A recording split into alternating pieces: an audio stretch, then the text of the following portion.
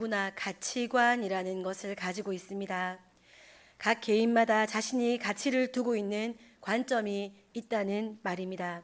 가치라는 것은 내게 중요한 것에 일관성 있는 표현을 가지는 것을 가치라고 합니다. 쉽게 말씀드리면 매일의 생활 가운데에서 일관적으로 선택하고 일관적으로 표현할 정도로 자신의 마음에 깊이 담고 있는 것, 자신이 중요하게 여기는 것, 그것을 가치라고 말합니다. 내가 중요하게 여기는 것, 내가 가치 있게 여기는 부분에는 나의 시간이나 마음, 돈, 에너지, 관계 이런 것 모든 것을 아낌없이 사용하고 투자합니다. 어디에 가치관을 두고 사는지가 다를 뿐이지 모든 사람은 각자 가치를 두고 있는 영역이 반드시 있습니다. 가치관을 가지고 있다는 말입니다. 세상 많은 사람은 보이는 것이 세상의 것뿐이기 때문에 그들의 가치관은 일반적으로 세상 어딘가에 있을 확률이 높습니다. 인간관계, 친구, 건강, 재력, 자격을 갖추는 것, 다양한 경험을 해보는 것, 여행을 하는 것, 이런 다양한 것에 가치를 두고 살아갈 것입니다. 그러면 우리 그리스도인들은 어떨까요? 그리스도인은 어때야 할까요? 오늘날의 많은 그리스도인 청년들에게 배우자 상이 어떻냐 하고 물으면 신앙 좋은 사람을 원합니다라고 말합니다. 그리고 따라 나오는 나머지 조건들은 외모, 재력, 능력, 성품 이렇게 신앙 다음으로 나오는 조건은 다양하게 나옵니다. 그런데 청년들과 나눔을 하면서 우리가 제일 중요하다고 말하는 신앙이 단지 교회에 다니면 된다 하는 조건으로 낮추어져 있는 것은 아닌지, 정말로 그것이 제일 중요하다면 따라 나오는 다른 조건들은 없어도 괜찮은지에 대해서 이야기를 나누었던 적이 있습니다.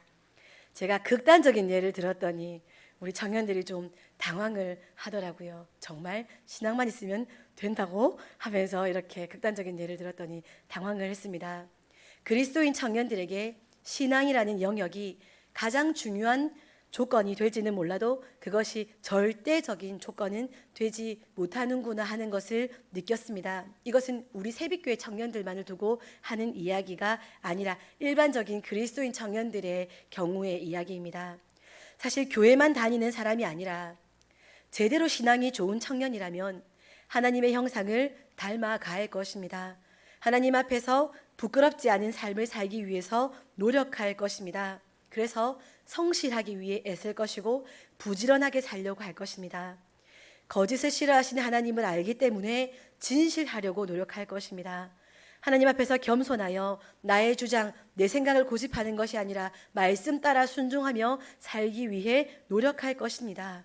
하나님께서 나에게 맡기신 삶의 자리와 공부, 학업의 자리와 직장에서 충성되고자 노력할 것입니다. 100점은 되지 못해도 그리 살려고 노력하는 것이 진정한 신앙을 가진 청년의 모습일 것입니다.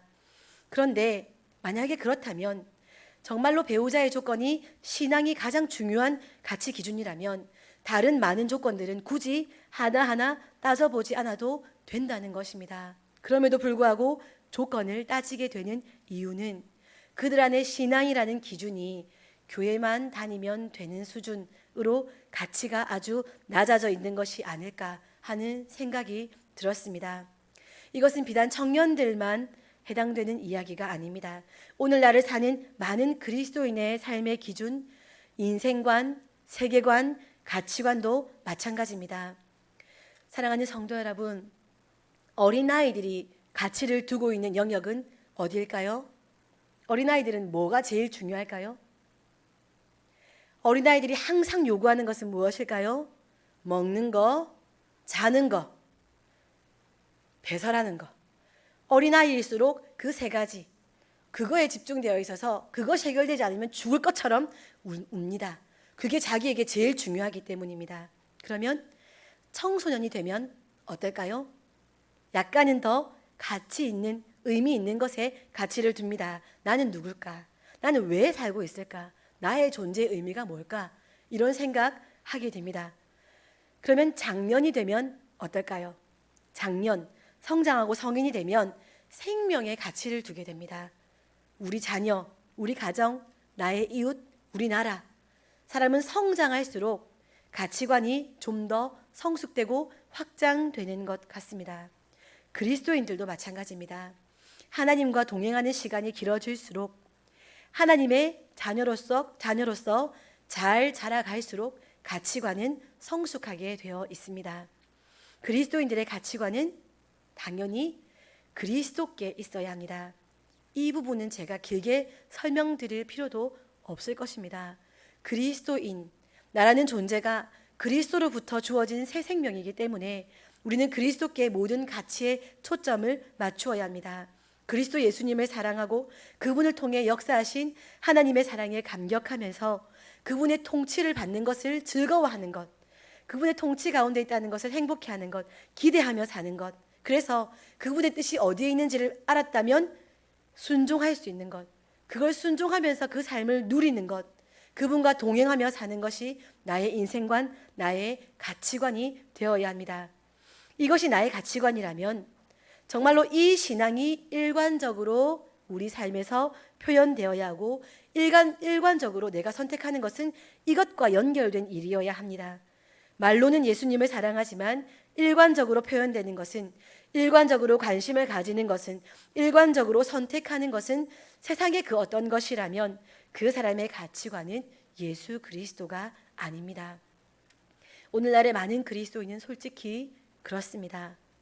과거 초대교회 때도 아마 성도들이 그랬나 봅니다. 그래서 바울 사도께서는 로마서 12장 2절에서 너희는 이 세대를 본받지 말고 오직 마음을 새롭게 함으로 변화를 받아 하나님의 선하시고 기뻐하시고 온전하신 뜻이 무엇인지 분별하도록 하라라고 말씀했나 봅니다. 예나 지금이나 그리스도인들이 이 세대를 자꾸 사랑하고 선택하고 동경하고 따라가서 그래서 그런가 봅니다. 이 세대를 따라간다. 그러면 이 세대를 따라간다는 것이 무엇일까요? 더 많이 가지는 것, 더 많이 배우는 것, 더 많이 인정받는 것, 더 많이 누리는 것, 더 많이 소유하는 것, 그것들을 의지해서 그것들에게서 안정과 평안을 찾는 것이 이 세대의 가치관입니다.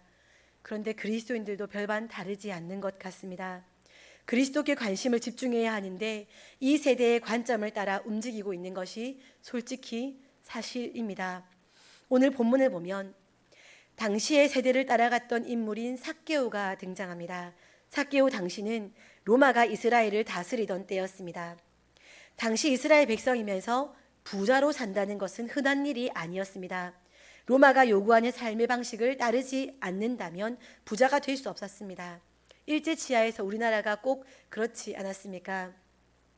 일본의 다스림, 일본의 명령을 거부하고 일본의 등을 돌린 사람들, 일본의 요구에 불순종한 사람들은 부자가 되기 어려웠습니다. 반대로 일본의 입장에 서서 우리나라 백성들을 다스리고 이끌었던 사람들이 경제적으로 부유했을 것이고 이들은 우리나라 사람들에게 손가락질을 받으며 살았습니다.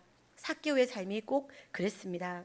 로마의 편에 서서 이스라엘 백성들에게서 세금을 거두어 로마를 살찌우는 세리장의 직업을 가진 사람이었기 때문에 많은 이스라엘 사람들이 삭개오를 비난했고 삭개오는 그렇게 비난을 받으며 살았을 것입니다. 삭개오의 가치관이 어디에 있었을까요? 삭개오의 가치관은 거기에 있었습니다. 내가 이웃을 다 잃어버리더라도, 내가 많은 사람들을 잃어버리더라도, 내가 하물며 내 민족을 잃어버리더라도 돈은 많아야 한다. 로마의 보호 아래 살아야 한다. 그래야 안전하고 행복하고 배부르게 살 수 있다. 그래서 삭개오는 그런 가치관을 가지고 있었기 때문에 그런 삶을 선택했고 그런 모습으로 살아간 것입니다. 그러나 그 가치관을 붙잡고 살았던 삭개오는 사실은 행복하지 않았습니다. 내가 가치를 둔 부분에 시간과 몸과 마음을 집중해서 살고 있는데 이렇게 살면 행복할 것이라 생각했는데 이상하게도 너무 외롭고 너무 불행한 자신을 발견하게 되었습니다. 어느 날 이스라엘을 떠들썩하게 한 인물 나사렛 예수라는 분의 이야기가 삭개오에게 들려왔습니다. 그분께서 이웃 동네에서 구걸하던 맹인 거지를 고치셨고 지금은 여리고 내가 살고 있는 곳에 오셨다 하는 이야기를 듣게 되었습니다. 삭개오는 그분이 지나가실 길에 미리 나가 있었습니다. 그분을 뵙고 싶었습니다. 예수님과 직접 이야기를 나누지 못해도 그분의 옷을 만지거나 그분의 어떠한 기적적인 일들을 경험하지 못하더라도 왠지 그분 예수님을 너무 보고 싶었습니다. 예수님을 잘 보기 위해서 무화과 나무에 올라갔습니다. 그 위에서 예수님을 보기만 하는 것이라도 그것만이라도 충분할 것 같은 그런 마음이 들었습니다. 이렇게 바라보는 것밖에 아무것도 할 수 없는 삭개오에게 예수님께서 말씀하셨습니다. 삭개오야, 어서 내려와라. 내가 오늘 너희 집에 머물러야겠다. 예수님의 말씀도 이렇게 참 감동적으로 하십니다. 예수님이 행하신 일, 내 이름을 알고 계시는 것, 나를 알고 계시는 것, 그 하나님의 아들의 부르심만으로 삭개오는 치유를 받았습니다. 예수님과의 이 만남으로 삭개오의 가치관이 변하게 되었습니다. 예수님 보세요. 저희 집 엄청 부자지요.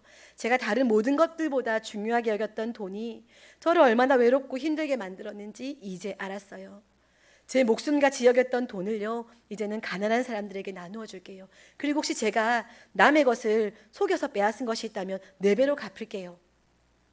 예수님은 세상 가치관에 빼앗겼던 삭개오를 다시 찾으셨습니다. 원래 예수님의 사람이 아니었던 사람이 예수님을 만나게 된 것이 아니라 원래 예수님의 소유였던 삭개오를, 세상 가치관에 빼앗겼던 삭개오를 하나님의 가치관, 예수 그리스도의 가치관을 가진 사람으로 창조의 본 모습으로 찾으시고 구원하셨습니다. 이것이 오늘 본문 말씀입니다. 오늘 삭개오의 이야기를 통해서 2가지의 교훈을 생각해보고 삶의 가치관이 변화된 삭개오와 같이 우리도 어느 순간 빼앗겼던 우리 삶의 가치관이 다시금 돌아오는, 회복되는 시간을 갖기를 원합니다. 다른 무언가에 빼앗겼던 나의 존재를 지금 이 시간 잃어버린 자를 찾아 구원하려 하시는 예수님께로 돌려드리는 은혜의 시간이 되기를 소원합니다. 첫 번째로 삭개오는 자신의 약함을 정확히 알았습니다. 사랑하는 성도 여러분, 자신의 약함과 자신의 죄성을 분명히 깨달아 아는 우리가 되어야 합니다. 그렇지 않으면 우리는 하나님을 전적으로 의지하지 않습니다. 그러면 아무것도 하나님께서 행하실 수 없습니다. 우리가 얼마나 미련한 자인지, 우리가 얼마나 죄된 자인지, 우리가 얼마나 악한 자인지 우리 스스로 부끄러워하지 아니하고 하나님께 보여드릴 수 있는 이 시간이 되었으면 좋겠습니다. 삭개오는 이스라엘 사람으로는 부자가 되기 어려운 시대 상황에서 부자였습니다. 그는 부유하게 사는 삶, 안정된 삶의 가치관을 두고 그 방법을 선택하여 로마를 의지하며 살았습니다. 그는 주위의 많은 사람이 자신을 죄인 취급하며 수군거리는 소리에 아랑곳하지 않았습니다. 왜냐하면 그들의 말은 자신에게, 삭개오에게 전혀 중요하지 않았기 때문입니다. 삭개오는 자기 스스로가 중요하다고 생각한 돈을 버는 것에 가치를 부여하고 살았기 때문에 다른 것들은 그다지 중요하지 않았습니다. 그러나 사실 삭개오는 그런 삶을 살면서 만족하지 못하는 자기 자신을 다른 누구보다 정확히 알고 있었습니다. 돈을 좀 더 모으면 마음이 평안해질까? 돈을 가지고 하고 싶은 일을 하고 갖고 싶은 물건을 사면 마음이 즐거워질까? 오늘날에도 많은 사람들이 기분이 우울할 때 소비가 급증한다는 통계가 있는데 삭개오도 아마 마찬가지였을 것입니다. 돈으로, 물질로 자신의 허전함을 채우려 했을 것입니다. 그러나 그것이 답이 아니라는 것을 삭개오는 알았습니다. 왜냐하면 다 해봐도, 많이 가져봐도 행복하지 않았거든요. 삭개오는 자신에게 무언가 문제가 있다는 것을 알고 있었습니다. 지금 선택해서 가치를 부여하고 있는 관점이 무언가 잘못되어 있다는 것을 알고 있었습니다. 오늘 본문을 통해서 삭개오의 마음을 느낄 수 있고요. 마태복음에서 언급된 부자 청년과 삭개오를 비교해 보면 이 2사람의 마음에 자신들의 인생관이 어딘가 틀렸다는 것을 그들 스스로 알고 있었다는 것을 알 수 있습니다. 공교롭게도 부자 청년은 마태복음 19장에 기록되어 있고 삭개오는 누가복음 19장에 기록되어 있습니다. 이 둘은 다 돈이 많았습니다. 그리고 이 둘은 다 예수님을 만났습니다. 삭개오는 자기가 돈을 추구하며 살던 것이 정답이 아니라 예수님을 따라 사는 것이 정답인 것을 인정하고 자신이 지금까지 열심히 모았던 돈을 타의에 의해서가 아니라, 강제가 아니라, 눈치를 보고 한 것이 아니라 자기 스스로 가난한 자들에게 나누어 줄 것을 다짐합니다. 아까워하지 않았습니다. 왜냐하면 돈에 집중되었던 자신의 가치관이 잘못되었다는 것을 알았기 때문입니다. 예수님께서 굳이 요구하지 않으셨음에도 불구하고 삭개오는 스스로 그릇된 가치관을 버렸습니다. 삭개오는 자신의 가치관이 틀렸다는 것을 알았고 예수님의 삶의 방식, 예수님 중심의 가치관이 옳은 것임을 깨달았습니다. 그것이 옳은 줄 알았으니 냉큼 붙잡았습니다. 내가 지금까지 걸어온 길 잘못됐어요 하는 것을 인정했습니다. 반면 부자 청년은 예수님께서 친절하게 너의 소유를 팔아서 가난한 자들에게 주라고 말씀해 주셨음에도 불구하고 재물이 많음으로 근심하며 갔습니다. 자기 삶의 방식, 자기의 가치관을 포기할 수 없었습니다. 왜냐하면 부자 청년은 가치관을 바꾸지 않고 여전히 이렇게 살아도 괜찮다고 생각했기 때문입니다. 자신의 형편, 자신의 부족함, 자신의 악함, 자신의 교만함을 알지 못했기 때문입니다. 아직은 이렇게 살아도 마음이 좀 허전한 것 외에는 큰 문제 없다라고 여겼기 때문일 수 있습니다. 어쩌면 내가 지금까지 살아온 방식은 하나님 앞에서 괜찮은 것이다. 하나님이 인정하셨으니 내가 이렇게 부자지. 내가 지금 돈도 많이 가지고 있지만 내가 말씀도 얼마나 많이 잘 지키고 살고 있는데 이렇게 스스로 인정하고 착각하고 있었을 수 있습니다. 이 부자 청년은 자신에게 문제가 있다고 생각하지 않았습니다. 그러나 그러니 예수님께서 말씀하시는 그 말씀이 자기에게 받아들여지지 않은 것입니다. 반면에 삭개오는 자신이 지금까지 고집해온 가치관이 틀렸다는 것을, 자신의 상태가 심각하다는 것을 예수님을 만나면서 인정한 것입니다. 사람은 하나님이 창조하신 피조물입니다. 아무리 열심히 살아도, 아무리 정의롭게 살아도 예수님 앞에서 겸손해야 하는 것이 사람입니다. 내가 예수님 앞에서 아무것도 아니라는 것을 알아야 합니다. 그래야 우리 안에 새로운 변화가 시작됩니다. 나는 확실히 하나님을 잘 믿고 있다고 당당하게 말할 수 있는 사람은 단 한 명도 없습니다. 복음을 위해 자신의 삶의 대부분을 복음 전도를 위해 살았던, 남들 다 하는 결혼도 하지 않고 사역에 집중했었던 바울 사도도 고린도전서 9장에서 내가 내 몸을 쳐 복종하게 함은 내가 남에게 전파한 후에 내 자신이 도리어 버림을 당할까 두려워함이로다 라고 고백했습니다. 누구도 자신할 수 없는 것입니다. 성경에서 예수님의 기적을 본 사람들은, 예수님께서 치료하셨고 고치신 사람들은 주위 사람들뿐만 아니라 자기 스스로가 자신이 죄인이라고 생각했던 사람들입니다. 그저 그분께 불쌍히 여김 받기를 원하는 사람, 긍휼하심을 구하는 사람, 그가 창조주께 불쌍히 여김을 받습니다. 심령이 가난한 자, 그가 복이 있습니다. 사람은 자신의 존재를 분명히 알아야 합니다.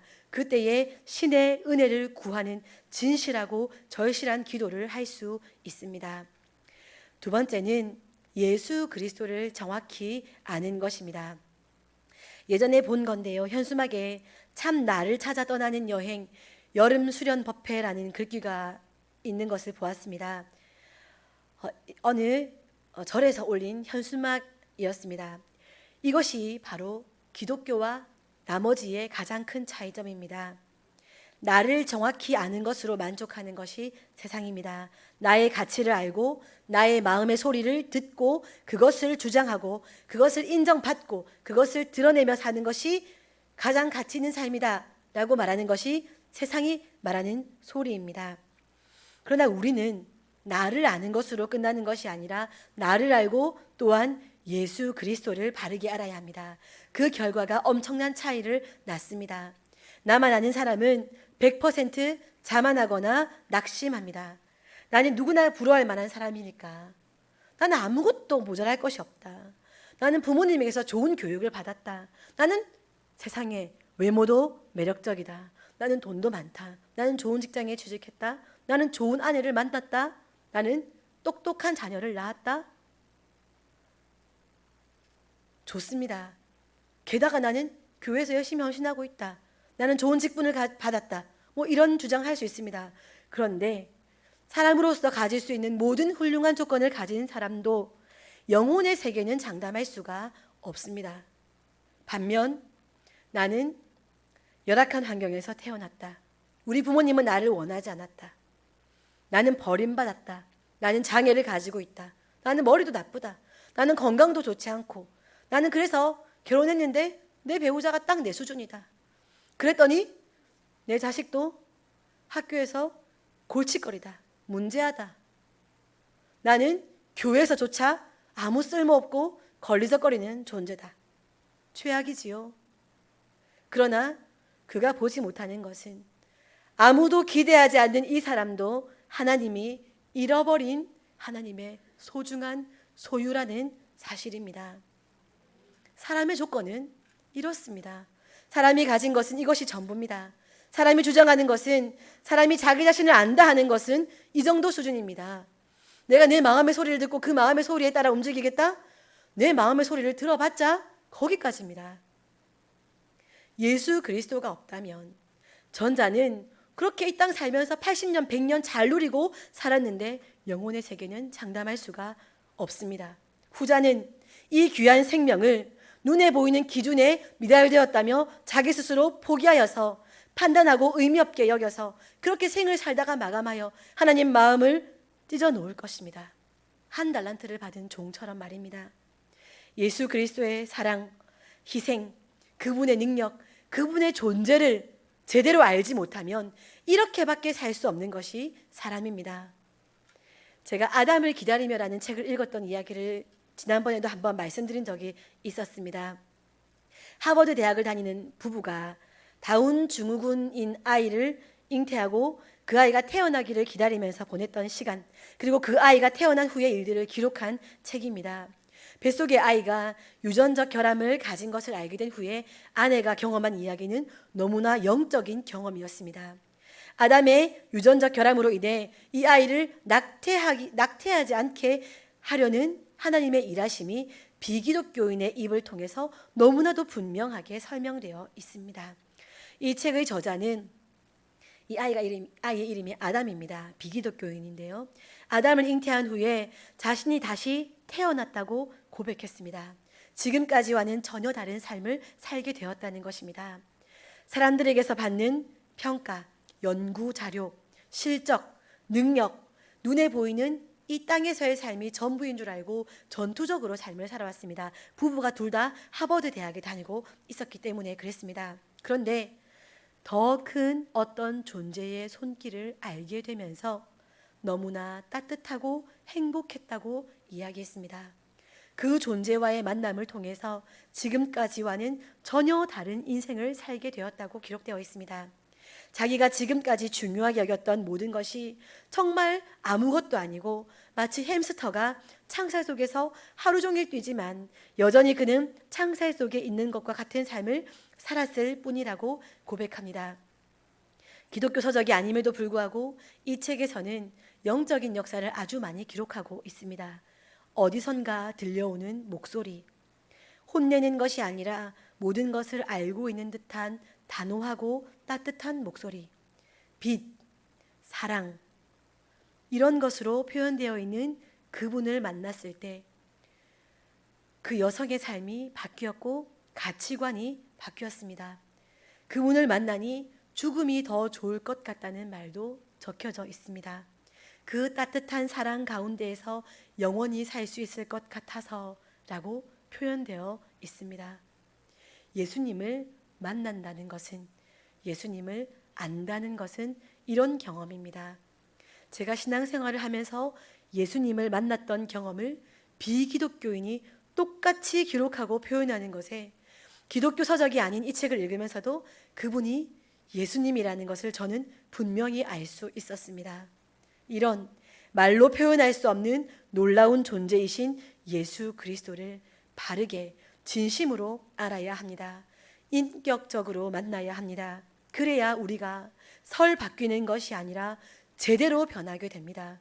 우리의 가치관이 뿌리째 바뀔 수 있습니다. 그래야 우리가 지금까지 중요하게 여겼던 모든 것들, 내 과거, 내가 선택한 것이 아닌 내 과거, 그것이 지금도 우리를 주장하고 있지 않습니까? 돈, 실력, 외모, 인간관계, 이런 것들에 우리가 목을 매달지 않게 됩니다. 교회 다니는 사람들에게 예수님이라는 존재는 자다가도 설명할 수 있는 분입니다. 하나님의 아들, 사람이 되신 분, 십자가에서 죽으신 분, 부활하신 분, 승천하신 분, 재림하실 분.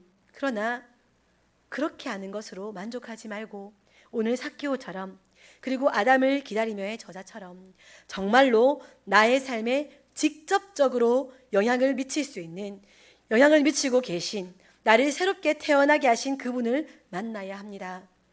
전능하신 분, 끝도 없이 따뜻하고 든든한 분, 사랑이신 분, 가장 밝은 분, 나를 아시고 내 이름을 아시지만 여전히 나를 기대하시는 분, 어떤 무언가로 표현한다는 것이 불가능한 그분, 하지만 누군지 너무 잘 알겠는 그분, 그분이 바로 예수님이시고, 그분을 제대로 만나고 그분을 제대로 알아야 합니다. 삭개오는 예수님을 정확히 만났습니다. 듣고 안 것이 아니라 만나서 알았고 믿게 되었습니다. 그랬더니 그가 소중히 여겼던 가치가 변했고 그의 인생관이, 가치관이 바뀌었습니다. 말씀 마무리하겠습니다. 한 남자분의 이야기를 들려드리겠습니다. 제가 어렸을 때 멋지게 턱수염을 기른 설교자 한 분이 교회를 방문하셨습니다. 당시에는 턱수염을 기른 사람을 오늘날처럼 흔히 볼 수 없었습니다. 저는 그 턱수염에 홀딱 반했습니다. 남자분입니다. 그분은 정말 임금님 같았습니다. 그래서 저는 하나님께 저에게도 턱수염을 달라고 기도드리기 시작했습니다. 하루 종일 금식하면서 기도한 적도 있습니다. 어머니께서 물으셨습니다. 너 오늘 밥 안 먹을 거니? 제가 대답했습니다. 네 엄마, 저는 금식 중이거든요. 그래? 왜 금식하고 있어? 뭘 기도하고 있는데? 난처해진 저는 기도 제목은 비밀이에요 하고 얼버무렸습니다. 금식까지 하면서 기도했지만 턱수염은 자라지 않았습니다. 하지만 제가 16살이 되자 기도도 하지 않았는데 턱수염이 자라기 시작했습니다. 자연적인 성장의 결과였습니다. 사랑하는 성도 여러분, 성장이라는 것은 생명의 결과입니다. 우리에게는 답이 1도 없고 주님을 정말로 만나서 영적으로 정말 살아있는 사람이 되기만 하면 우리는 새로운 가치관을 가지고 살아가게 되어 있습니다. 사랑, 희락, 화평, 오래 참음, 자비, 양선, 충성, 온유, 절제, 하나하나 맺어야 될 숙제가 아니라 나 이거 진짜 힘드네 하는 숙제가 아니라 그냥 성령께서 내 안에 계시니 내 삶에서 그 열매가 보이는 것입니다. 그리 사셨던 예수님을 따라 그렇게 사는 것이 가장 그냥 자연스럽고 가장 그냥 행복하고 그냥 그렇게 사라지는 것입니다. 가치관이 변한 것입니다. 5살짜리 소녀에게 아기를 낳으라고 말하는 것은 어리석은 일입니다. 그 소녀가 아무리 아름답고 건강하고 지혜로워도 그 소녀는 아이를 낳을 수 없습니다. 그러나 소녀가 죽지 않았다면, 생명을 가졌다면, 건강상의 어려움이 없다면, 하나님께서 특별히 정하신 뜻이 있는 것이 아니라면 그녀는 자라서 어른이 될 것이고 결혼을 할 것이고 자연스럽게 아이를 낳을 것입니다. 이것이 성장이 가져오는 기적입니다. 세상은 너무 많은 가치로 우리에게 다가옵니다. 무엇이 가장 중요하고 무엇에 우리의 시간과 마음을 들여야 하는지에 대해 끝없이 그릇된 자극을 주고 있습니다. 불량식품 같은 간식을 들이밀어 우리의 건강한 성장을 방해합니다.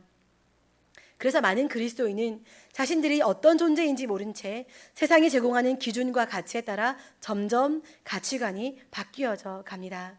그리스도인들이 바뀌니 교회까지 세상의 기준과 가치로 채워져서 어느 것이 진리인지, 어느 편이 참 하나님의 편에 서는 것인지에 대해서 교회조차도 바른 답을 찾지 못하는 현실입니다. 이때 우리 새빛교회는 바른 가치관을 가지게 되기를 소원합니다. 우리 성도님들이 먼저 우리 자신이 얼마나 연약한 존재인지를 겸손히 하나님 앞에서 내어 보여드릴 수 있는 그런 우리가 되기를 바랍니다.